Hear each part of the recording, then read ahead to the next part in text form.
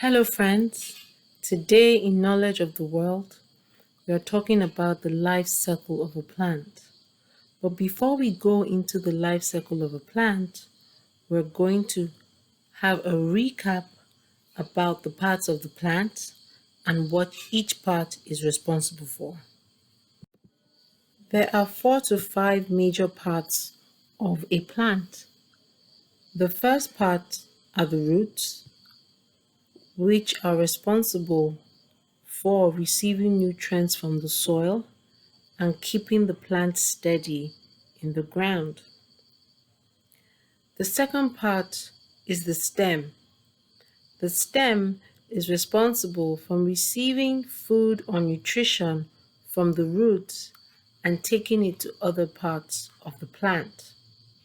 It is also responsible for holding the part steady above the ground.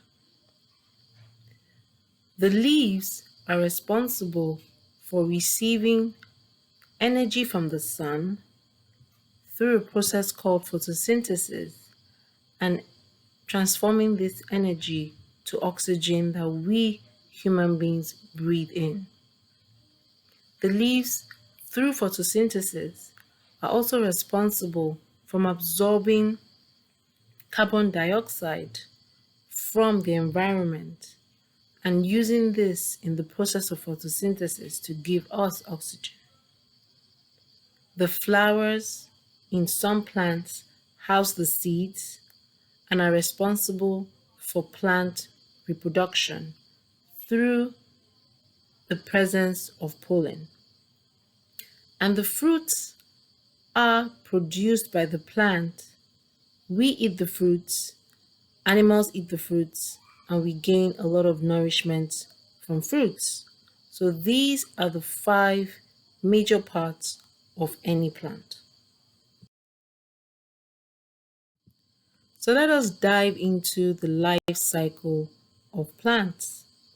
And the life cycle of plants go this way: seed, young plant, flowers, fruits, seeds, and death. The first part of the cycle are the seeds. The seeds can be called the babies of the plant. They contain the information that the plant needs to grow, and under the right conditions of good soil, sun, water, and air, the seeds begin to grow and start a new life for the plants. Young plant. In this stage of the cycle, the plant is already coming out of the seed, and this young plant is called a seedling. And the process of a young plant coming out of the seed is called germination. It is from this seed that the plant grows its roots, its stem, and the leaves. Flowers.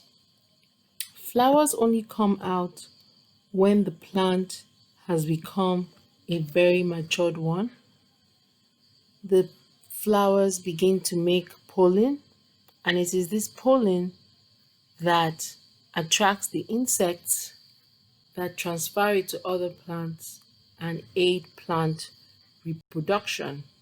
In some plants, it is the flowers that produce new seeds. Just like flowers, fruits only come out when the plant becomes very mature, so when it becomes an adult plant. And in some plants, the fruits are responsible for the production of seeds. Once the seeds have been produced, they are removed and used to plant new plants.